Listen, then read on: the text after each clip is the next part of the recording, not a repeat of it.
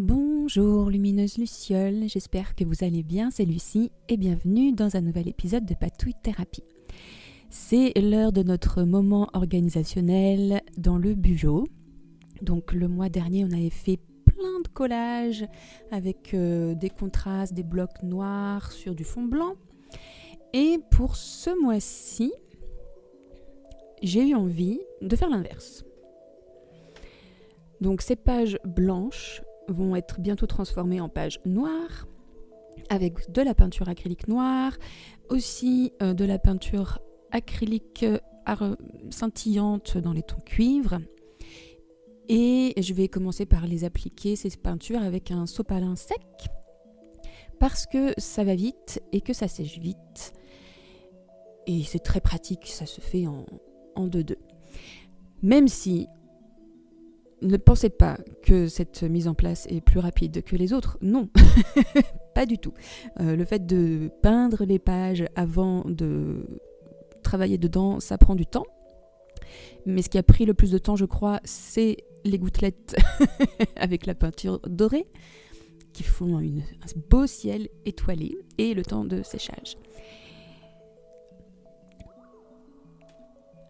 Donc j'en ai fait beaucoup tranquillement hors caméra, et à la fin je commençais à en avoir un petit peu marre, et donc j'ai eu envie de faire au pinceau et de rajouter plutôt de la peinture bleu pétrole. J'ai séché au sèche-cheveux pour que ça aille plus vite, et j'ai encore une fois ajouté ma peinture satinée cuivrée. Et le fait que ça sèche entre les couches, c'est quand même plus intéressant, on voit mieux la peinture cuivrée. Mais j'aime bien, j'adore en fait avoir cette liberté dans mon bugeot de pouvoir faire tout ce que je veux.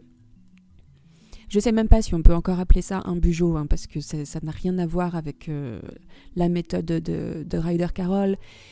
Que je suis retournée regarder des vidéos de Ryder Carroll, et je trouve que ça s'est complexifié. Donc je sais pas si on peut encore appeler ça un bugeot. On va dire que c'est un planeur, un agenda, un outil organisationnel magique, un grimoire saturnien. En tout cas, ça aide à planifier quand même, à anticiper, à s'organiser, à réfléchir. Mais je crois que je vais bientôt changer de système. On verra. Pour l'instant, voilà toutes mes pages bien prêtes. Et alors j'adore parce que ça fait de la texture, ça ajoute une texture assez intéressante. Et donc maintenant, pour peupler ces pages, il me restait donc des petits dessins que j'avais fait sur les pages de feuilles autocollantes. J'avais pas tout utilisé le mois dernier, donc super. J'ai pas du tout eu besoin de refaire de dessin exprès pour cette mise en place.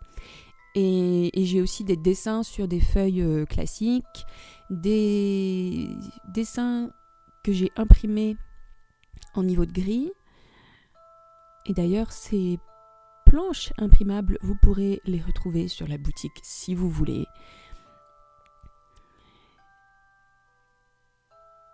Et voilà, j'ai aussi ces planches de dessin qui sont déjà sur la petite boutique Etsy. Et donc maintenant, le boulot, ça va être de faire beaucoup de découpage et puis de travailler la mise en page, notamment de la page de garde. Et pour cette page de garde, j'avais envie de faire une porte, évidemment. Donc j'ai pris ce dessin de porte et je voulais faire une porte qui s'ouvre. Et c'est tout. Et donc j'ai juste après collé quelques petits dessins. Et bien sûr, j'ai mes super stickers de Journal Say que je vais utiliser. Et j'aime bien avoir cette combinaison de petits dessins que moi j'ai fait avec des stickers qui ont été réalisés de manière industrielle. Disons que ça m'enlève de la culpabilité. Je sais pas pourquoi il y a de la culpabilité là-dedans, mais j'ai l'impression d'avoir plus mis de moi que si j'avais que des stickers du commerce. Donc cette porte commence à prendre forme. Donc j'ai mis un vitrail sur la page et cette porte que j'ai... Donc j'ai collé du papier constellation par-dessus et je l'ai attachée avec du washi et voilà. Il y aura un flip-through bien plus détaillé à la fin, donc là on va vite parce que sinon on y sera encore dans 3 semaines. Donc là vous ne voyez pas ce que j'écris, parce que la lumière en ce moment ça devient compliqué. Mais je suis en train d'écrire le titre de ma page qui est toujours création de contenu avec un feutre Crayola dans les tons assez froids, gris bleuté, et que je viens repasser. Je viens juste tracer les contours des lettres avec un petit stylo pailleté dans les tons gris. Et ensuite, je découpe chaque mot et je vais juste les coller sur la page. Donc, c'est pas très compliqué. Et alors, ce que j'aime bien dans le fait de faire de cette manière-là, de faire de l'assemblage, en fait, c'est que ça enlève la pression de rater. Disons que je peux regarder avant comment je vais placer mes éléments. Disons que ce n'est pas tout de suite gravé dans les pages du cahier. Donc, il y a un tout petit peu moins de pression, je trouve. Et donc, je vais utiliser toutes mes petites feuilles autocollantes pour faire les cadres, les tableaux qui vont me servir à travailler, parce que c'est quand même ça l'important. En tout cas, qui vont me servir à m'organiser. Donc ça ne change pas, là c'est toujours les tableaux de création de contenu pour suivre ce que j'ai publié. C'est pas un endroit en fait où je fais mon brainstorming. Il y a un élément essentiel de mon organisation qui est un espèce de juste un bloc de feuilles en petits carreaux, très simple. Et c'est là que tout se passe en fait, que je fais toutes mes recherches. Et donc mon Bujo vient ensuite me permettre de faire une photographie de ce qui s'est réellement passé, et ça me permet quand même d'avoir des petits moments où je peux dire bon bah ça c'est fait, je peux cocher des cases, et ça me permet de voir l'avancement. On est maintenant passé à la page budget. Donc cette première page ne change pas, c'est toujours les revenus, toujours les charges pour voir où j'en suis. Mais par contre, sur la page de droite, je ne vais pas faire comme le mois dernier où je m'étais astreinte à suivre toutes mes dépenses, parce que décidément, ça ne me convient pas. Ça ne m'apporte rien à part de la lourdeur. Et donc, je vais plutôt faire sur la page de droite une liste de souhaits que je trouve plus constructive en fait que de suivre les dépenses. Ça me permet de temporiser comme toujours. Donc quand j'ai envie, par exemple en ce moment, j'avais envie de prendre une souscription à Babel ou de faire un défi de l'hiver de Qigong avec Maître Kewen. Et ben avant de faire ces achats impulsifs, je prends le temps de noter et d'attendre au moins une semaine, et voir au bout d'une semaine si j'ai encore envie de ces choses-là. Donc pour moi, c'est une page qui est beaucoup plus importante que de suivre les dépenses. Et pour cette page, je me suis amusée. J'ai fait plein de petits cadres que j'ai tout simplement mis en vrac sur la page. On continue, et alors là, je suis allée chercher mon tout premier Bujo. Et c'est mon Bujo préféré en fait.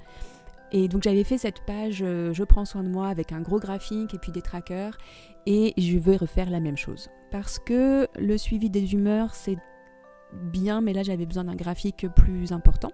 Donc il y a tous les jours du mois sur la ligne, je sais pas si c'est les abscisses ou les ordonnées, et un curseur de 0 à 10, et puis donc des états émotionnels, fatigue, anxiété, colère,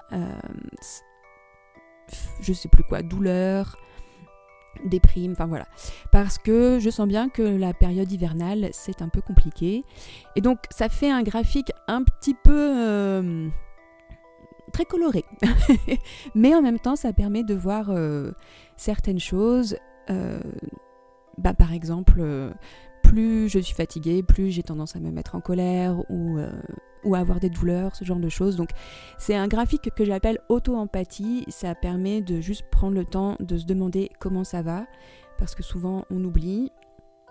Et puis voilà, ça permet de remarquer les déclencheurs ou les différents schémas qui se joue dans nos émotions, dans nos états émotionnels. Et donc je viens ensuite juste écrire mon titre. Et donc je disais que mon premier bijou, c'était mon bijou préféré parce que c'était dans un livre transformé. Et quand j'avais fait mes bijoux dans des livres, dans des cahiers spécial bijoux du commerce, ça c'est mes bijoux les moins préférés. Et ouais, il y a vraiment quelque chose sur la relation avec l'objet journal. Et donc là, je fais 2 trackers, j'en fais que 2, parce que déjà, c'est très long à faire, tous ces petits carrés. Et puis surtout, pour moi, suivre une multitude d'habitudes, ça n'a aucun sens. Et puis, je veux me concentrer vraiment sur 2 choses en particulier. Donc, voilà. Maintenant, on passe à la page vraiment organisationnelle, donc avec le calendrier, mes petits cadres pour noter des points ou focaliser mon attention à chaque semaine. Et c'est tout. Sur les précédentes pages, je faisais des petits encadrés aussi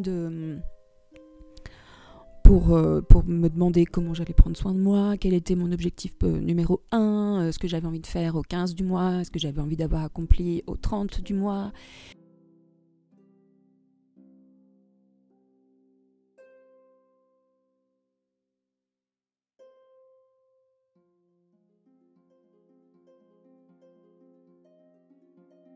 Mais j'ai constaté que ça m'apportait pas grand-chose à part de la lourdeur, donc j'ai simplifié au maximum.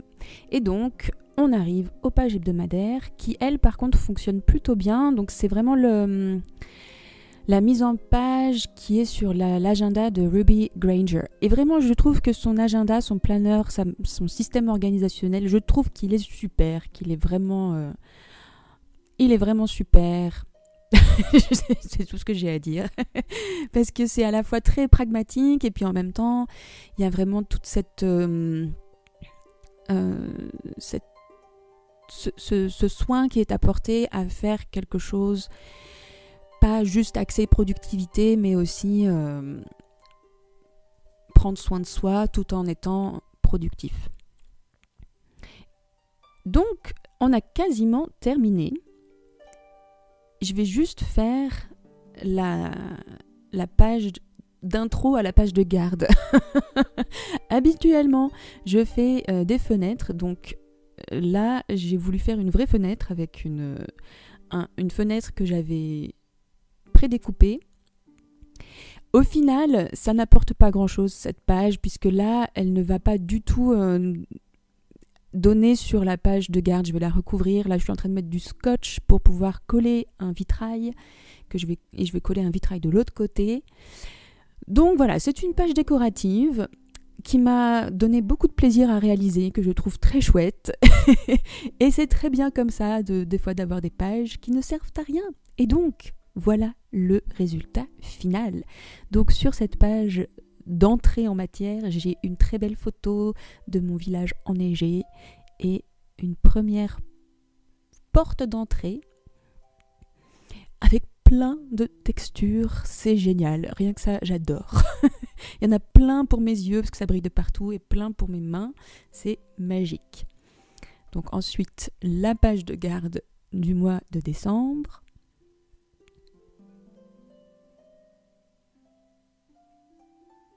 Avec le nom du mois sur la porte et à l'intérieur de la porte, le petit calendrier.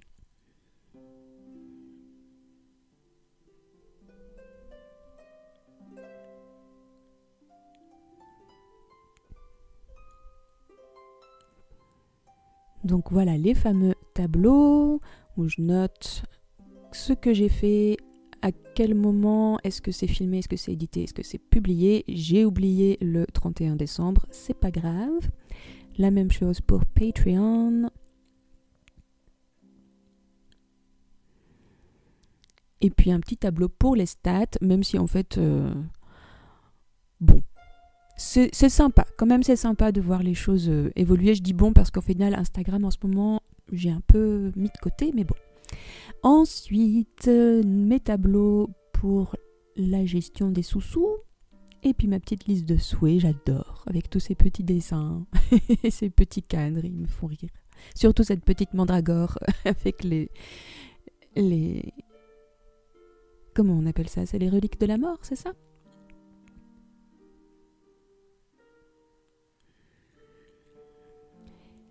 La fameuse page pour prendre soin de moi avec mes suivis de bonnes habitudes, Qigong et yoga et balade. Et puis le graphique d'auto-empathie.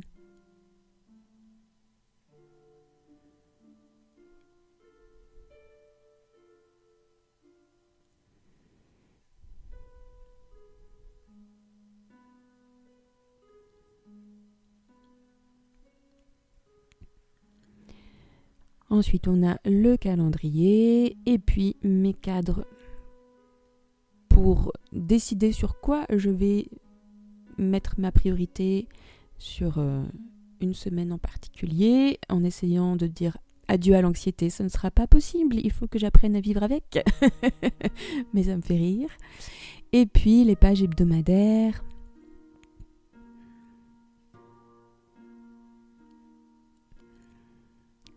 Donc j'aime bien avoir ma carte de tarot dans la semaine et puis les endroits pour noter les rendez-vous, enfin en gros mes cours, les listes de choses à faire et puis pour les week-ends j'ai toujours un petit endroit où je peux prendre le temps de me poser pour réfléchir un peu à ce qui s'est passé dans la semaine, prendre le temps de me dire allez sur de quoi je peux être fière cette semaine et je me rends compte que ça fait quand même du bien, ça donne du courage, ça permet d'être persévérante, de ne pas se décourager et surtout à cette période hivernale, c'est important.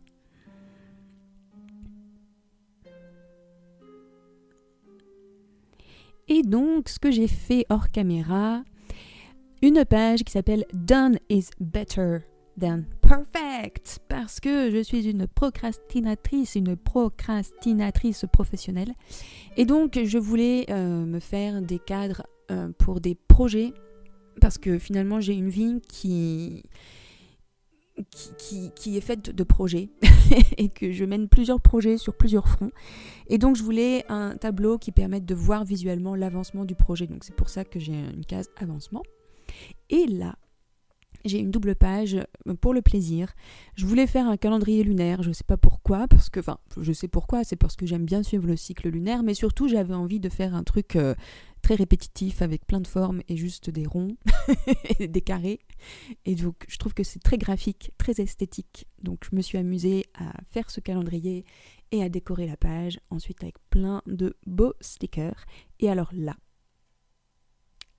c'est une citation, c'est un extrait d'un livre que j'ai lu d'une traite mercredi et qui s'appelle Comme des bêtes de Violaine Béraud. J'ai pleuré du début à la fin. C'est un magnifique livre sur la différence. Et tout au long de ce récit, la narration est très intéressante. Et tout au long de ce récit, il y a le chant des fées, ce que j'appelle le chant des fées. Et moi, c'est ça qui m'a fait le plus vibrer. Depuis toujours, nous les fées, depuis toujours, au-dessus du monde d'en bas, à observer ce qui s'y trame. Nous les fées, cachées dans la grotte, à l'aplomb de la paroi, discrètes, curieuses. Nous les fées, qui du monde d'en bas aurions tant à raconter.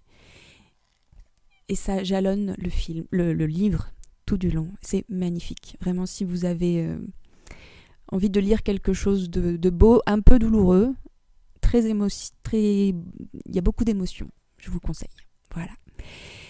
Merci pour votre présence, lumineuse Luciole. Prenez bien soin de vous et à très bientôt pour de nouvelles patouilles. Bye bye.